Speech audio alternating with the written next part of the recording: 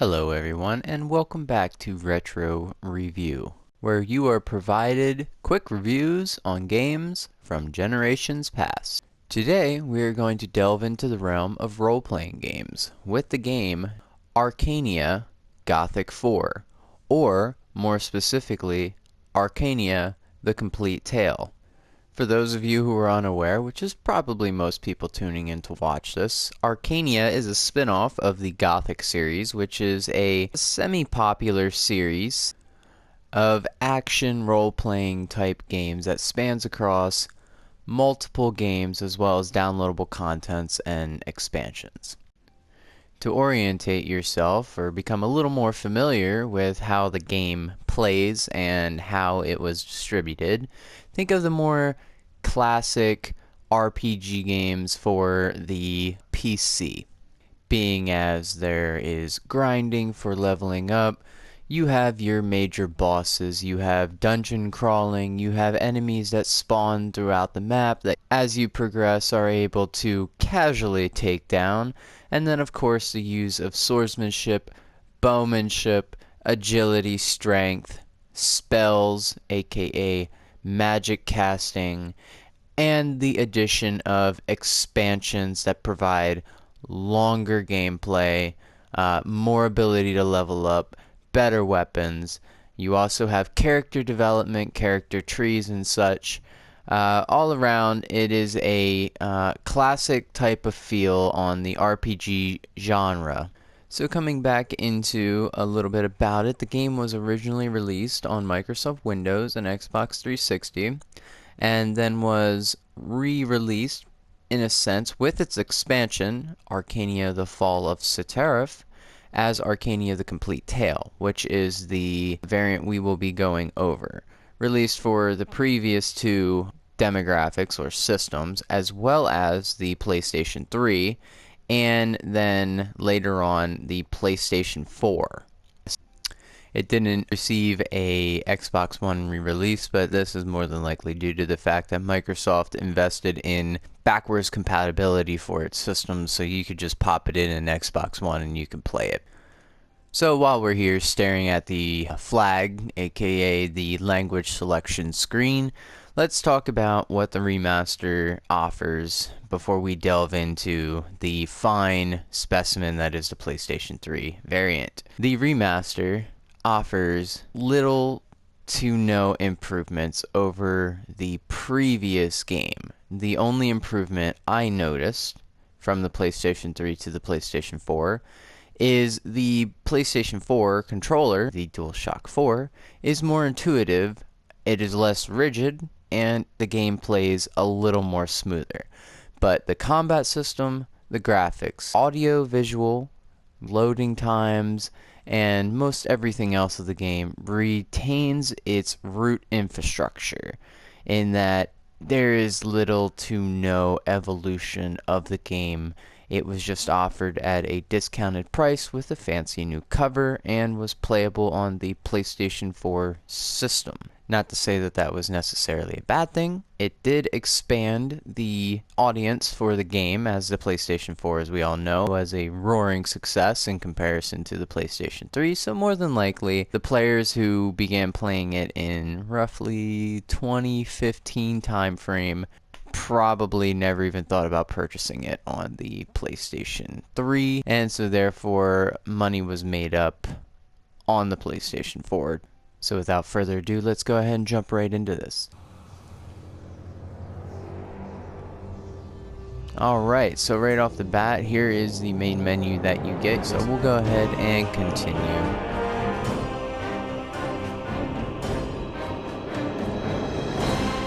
Okay, just went ahead and cut out the loading screens. As I said previously, that the loading in this game pretty much retains the original capacity to take a long time to load.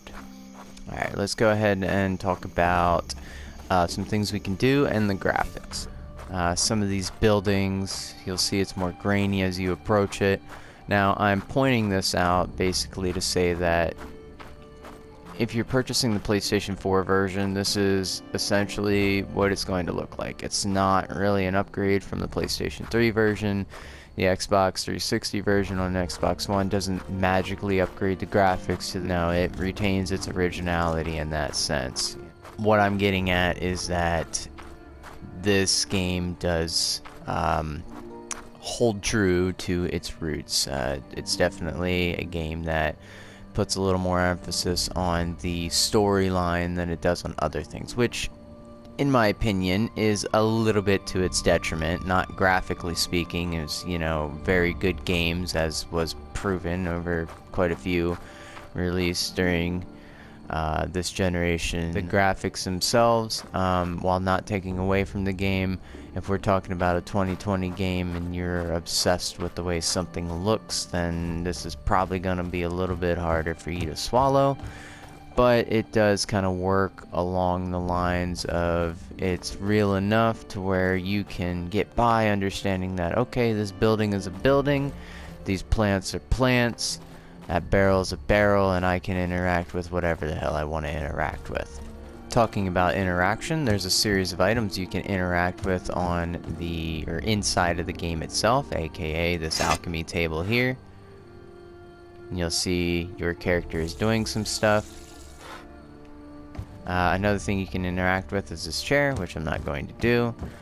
And then another thing you can interact with is this barrel of water right over here. All of these interactions serve literally no purpose. They are there just to kind of add an element of realism and pull you into the game itself. You do have the ability to purchase weaponry, upgrade weaponry if it's upgradable. Weapons as you progress throughout the game, as with most RPG games, will be greater and possess greater abilities. Alright, so you'll notice that there are items you can interact with and actually pick up. This one right here being one of those. Yeah, you could potentially fall to your death coming too quickly downstairs, as you do receive fall damage. Similar to Morrowind in that sense. Graphics are similar to it as well. But this is by no means like Morrowind. While the game itself isn't really open world, it does have a decently sized map for you to kind of parade yourself around. It's not gigantic by any means. Like, you can cover it in a reasonably distanced amount of time. But the other thing is, most buildings are either accessible to you in some form, whether they don't have a door or the door is unlockable or openable, and so therefore you're not really limited in your ability to access things. So that's a nice feature. Combat is very, it's not turn-based, essentially, so the quicker you are on the trigger finger, or in this case square, the more likely you are to survive the encounter and get these cool things like goblin bracers and such. So you do have the dodge feature here to be able to dodge out of harm's way when you see people charging up their attack, as the one goblin was. It is a nice feature for you to be able to kind of control the narrative of the way that things are going. Okay, so looks like we got all of our mushrooms. Let's go ahead and go back into the start menu. Let's go down and look at crafting. Now, the crafting tables are useless, but you can go ahead and you can craft in your inventory here. So basically you have the ability to obtain either through leveling up, finding in dungeons, or just randomly out in the world, or of course by purchasing from a vendor who is selling it. Things such as equipment, i.e. your defense and offensive capabilities, and then you have alchemy and food. Alchemy and food basically being a lot of the same ingredients. Like, you'll need standard food staples like apples and onions and other things like that. Herbs that you find throughout the game, and you can combine it into usable things. As you see, the capability here, or the craftable items, is completely barren, and that's because the game had started me back over at level 2, which is fine. I have no intention of replaying this game. Spoiler alert, the replayability of this game isn't exactly high. Alright, so let's go ahead and jump into the skills and spells. Again, I'm level 2, but as you progress through levels, you do gain skill points, as you'll see in the top left-hand corner. My guy does not have any, but you will get them. It allows you to go and level up each one of these things with little breaks in between that offer you special skills in addition to the boost in level that you get. And then you have your map, and your map shows you the map. You'll see everything that you've been able to explore, including the underground if you've traveled underground, which I have a little bit, and just generally be able to kind of pick out where it is you need to go, including, see this exclamation point here, that's where the end of my quest is going to be, or the next point in my quest is going to be. And inventory is relatively basic. You have basic sorting capability here, nothing really special or to brag about. It does give you a decent overview of your overall stats. Not really overwhelming in any sense, a little underwhelming, but it's still playable within the game. Let's go down here and we'll go and talk to our friend the orc, get some experience. Where are the mushrooms? And we'll skip the sentence. Have you got the amber? Yep, got it. Here's the amber. Excellent. I'll just put the amber into its setting. Satisfied? Good work, Hop. Nervous? Yeah, a little. Okay. So, guy just leveled up. You see there in the bottom left-hand corner, the level up thing there. It'll stay there and let you know that your guy is leveled up. So from that interaction, the previous interaction, you'll notice the only one who really has any real voice acting capability is the main character, and even then it's not exactly like anything to brag about. So the voice acting is stale in this game, especially from anyone else other than the main character, the person that you play as. Let's go ahead and talk about the game in and of itself. So I mentioned earlier regarding to the graphics, you'll see here is a pretty good concept of what it looks like. So nothing is photorealistic, but everything is realistic enough for you to understand what the conceptual idea is, and it doesn't take away from the game. The world itself is not open world, however you do have the ability to explore a vast majority of it. There's hidden gems and statues and such that you can pick up throughout the game. Now, while the graphics don't take away from it, it is a little bit of a letdown, as this was released in a generation in which graphics were a lot better. As far as sound goes, the sound isn't anything to really brag about. It is very loud in the opening credits, so it can be a little overbearing in that sense, but it generally does fit. You have your background music, which is playing for you with sounds and all those fun little nifty things to immerse you a little bit deeper into the game. But it's pretty cut and dry. Like, you go and move throughout the game world, it changes based on where the game notices you are, but it's not really something that you pay attention to. So it sits in the background. It's not exactly anything that you're really going to remember at the end of the day. So it's a little bit lackluster, but it does serve its purpose, and so therefore it works. We'll just go with that. It works. What were we talking about? We were talking about audio and visual. Now let's go ahead and talk about mechanics. So you'll notice that here, right? The controller is vibrating. I can't perform any function. That's just a game's way of saying, like, hey, you're an idiot. You can't go that way. It does a very good job of letting you know that you're an idiot for not being able to do something that the game doesn't want you to do.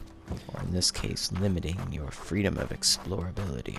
Combat. Combat is fairly decent. It allows you to get by. Each weapon has a little bit of a unique use to it, but they all generally kind of follow these same fights. So two-handed weapons will use similar fighting stances, single-handed weapons, similar fighting stances. Anytime you have any type of shield, regardless of its attributes and capabilities, it'll follow the same fighting stances. So overall, it's very generic. Even your capability to use a bow and arrow, I mean, it's kind of generic. You have the option of later on improving this even more, your ability to zoom in. I think that the bowmanship is actually one of the more worked on pieces of the game. That's actually a little more usable. You have more capacity to cause injury and strategy, which is nice. But you do not have the ability to pick your arrows back up afterwards, so that is unfortunate. So overall, what do I think of the game personally? I would say if I'm going to give it a thumbs up as far as review, it would be 1 out of 2 thumbs. Giving it 1 because of the fact that the game is playable. The storyline, while not entirely engaging or exciting at times, and a bit of a letdown in comparison to games that were released alongside of this or that it's competing against in the genre at the time of its release, isn't exactly gripping, right? It is a little bit generic, but it is enough at times to actually keep you engaged and wanting to know what happens afterwards. 1 out of 2 because the game is still playable, the game is still fun to play, and there is a sense of accomplishment by going through the game. It is interesting within the Gothic universe, though not the most interesting of the games and not the highlight of the Gothic series. I think the spin-off was taken in a different direction that doesn't exactly inspire you to want to play the other games. Here we are in 2020, almost about to bring 2020 to a close. Is this game still playable? If you are someone who's nostalgic and you enjoy a more classical PC gameish approach and you want a storyline that is semi-linear and able to be accomplished over the span of a week, without doing too much grind, because the game will guide you through without, you having to spend excessive amounts of time on side quests. And if you don't really give a crap about side quests because they don't really add a whole lot into the story, then yes, this game is still playable.